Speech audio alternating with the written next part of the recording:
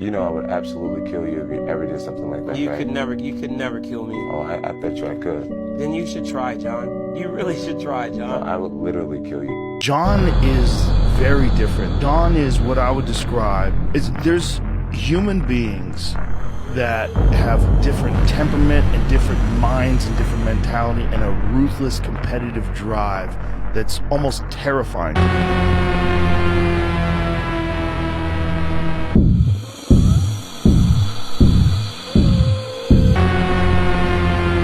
Jones retreating. He's just having a hard time reaching Jon. Oh, Jon landed a high kick. He's hurt. DC was stunned by that head kick. At just 23 years old, Jon Jones walked into the UFC and did something no one had ever done before. He didn't just win a title. He changed what fighting looked like forever. This is the story of how a skinny kid with almost no experience became the most dominant force MMA had ever seen. This is the rise of Jon Jones, Jonathan Dwight. Jon Jones, born July 19, 1987, in Rochester, New York, USA, is an American professional mixed martial artist, widely recognized as one of, if not the greatest, MMA fighters in history. He grew up in a small town in New York, one of 4 brothers in an athletic family. His brothers went to the NFL. Jon? He dropped out of college and started training MMA almost by accident. What's crazy is this. When Jon Jones entered the UFC, he had less than 2 years of MMA experience. No long amateur career, no hype machine, just raw talent and something different.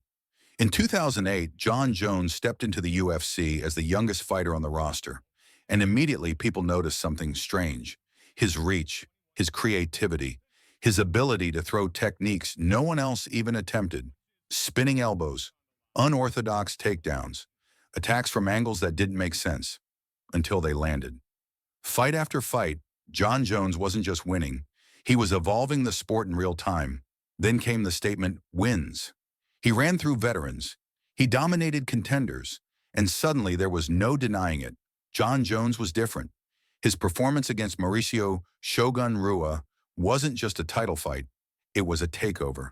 Knees, elbows, complete control. When Jon Jones won the UFC Light Heavyweight Championship, he became the youngest champion in UFC history. 23 years old, Jon Jones wasn't the strongest or the fastest. He was the smartest. His fight IQ was on another level. He used his reach like a weapon. He adapted mid-fight. He attacked weaknesses no one else saw. While others relied on power, Jon relied on control. And once he figured you out, there was no coming back. This was just the beginning, before the controversies, before the setbacks, before the debates. The rise of Jon Jones showed the MMA world something new, that greatness doesn't always look polished. Sometimes it looks awkward, sometimes it looks risky. But when it works, it changes the sport forever. Love him or hate him, the rise of Jon Jones is one of the most incredible stories in MMA history. And this was only the beginning. I've fought many great fighters before. I've fought many great wrestlers before. I think there's a huge difference between a great wrestler who's learned how to throw a few punches and kicks and a martial artist. I embody the spirit of a martial artist, the heart of a martial artist, what it truly means to be a martial artist.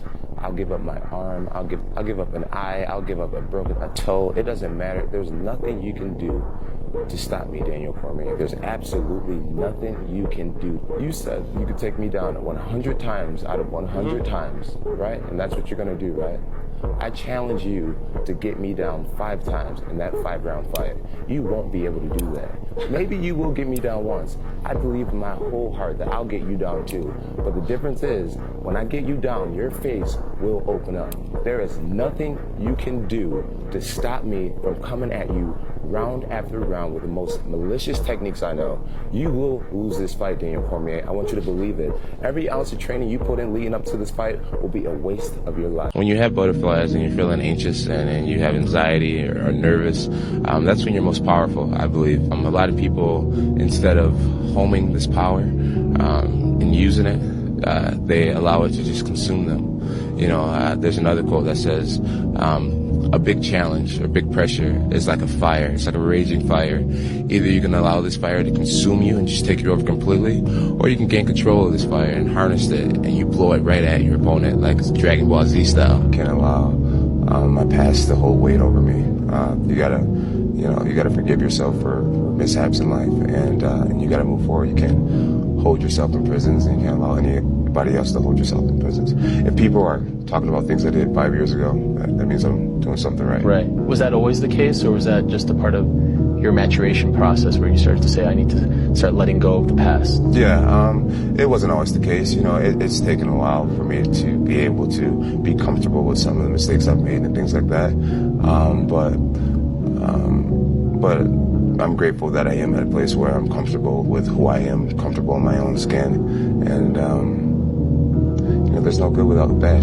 So The biggest life lesson that I've learned is the power of the mind, and just how important it is to look at yourself at a high regard and to believe in yourself. I think in order to paint a bright future for yourself, you have to be able to see